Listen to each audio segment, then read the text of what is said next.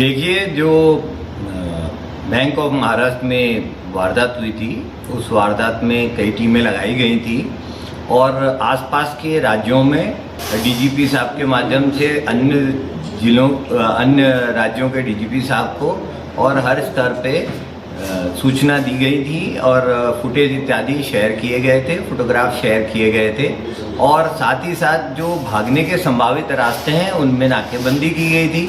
Railway station, bus stand पे checking लगाई गई थी और अन्य राज्यों में भी यही प्रक्रिया में सहयोग मांगा गया था। इसी क्रम में जो डेहरी और सोन रेलवे स्टेशन है बिहार में, वहाँ आरपीएफ द्वारा एक आरोपी कमलेश को पकड़ा गया है जो 20 वर्षीय है।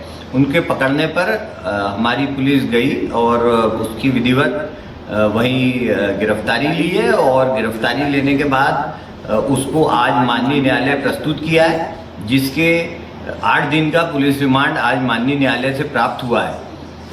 ये कमलेश के संबंध में जो अभी जानकारी मिली है वो नालंदा जिला निवासी है बिहार का और इसके 2 अपराध पंजीबद्ध है, जिसमें चोरी और जो वसूली और इसके साथ साथ लूट का भी अपराध है और ये पूर्व में करीब 1 साल जेल में भी निरुद्ध रहा है। इसकी अन्य जानकारियां निकाली जा रही है। इससे पुलिस को अन्य आरोपियों की भी जानकारी मिली है, जिसमें एक आरोपी पंकज जो झारखंड में ही सिंह भूमि का रहने वाला है, उसका पता चला है। इसके अतिरिक्त एक आरोपी छोटू है जिसके संबंध में अन्य जानकारी निकाली जा रही है, वो भी बिहार राज्य का ही है। इसके अतिरिक्त एक आरोपी राजेश कुमार, ये भी गिरिडीह जो जिला है झारखंड वहाँ का है और एक जो अन्य आरोपी है वो फंटूस है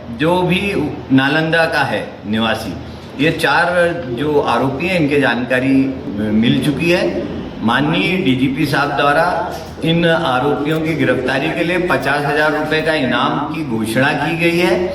अन्य राज्यों की पुलिस से जो सीमा में एसएसबी, अन्य सभी जगह समन्वय स्थापित किया गया है और बहुत जल्दी ही अन्य आरोपियों को अभिरक्षा में लिया जाकर प्रकरण में और माल रिकवर होगा। जो अभी जो डेहरी और सोन में जो माल जब्त हुआ है उसमें 61 ग्राम सोना और 15,22,000 रुपये कैश अभी जब्त हुआ है।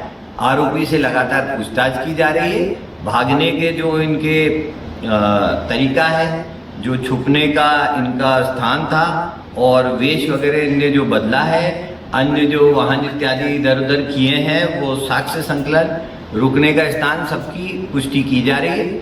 अगली विवेचना में प्रगति होने पे आपको सूचित किया जाएगा। सबसे बड़ी बात यह निकल के आ रही है, चूंकि सब आरोपी बाहर के हैं, ये किस तरीके से, क्या पहले रेकी कर रहे थे या कोई बैंक मैनेजर इसमें शामिल है या बैंक का कर्मचारी शामिल है? देखिए, विवेचना के बिंदुओं पे अभी बोला जाना उचित नहीं है क्योंकि विवेचना लगातार जारी है और अन्य आरोपियों को पकड़ना पहली प्राथमिकता है।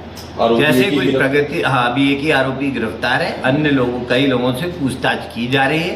प्रकरण में अन्य को शीघ्र ही बड़े खुलासे की संभावना है।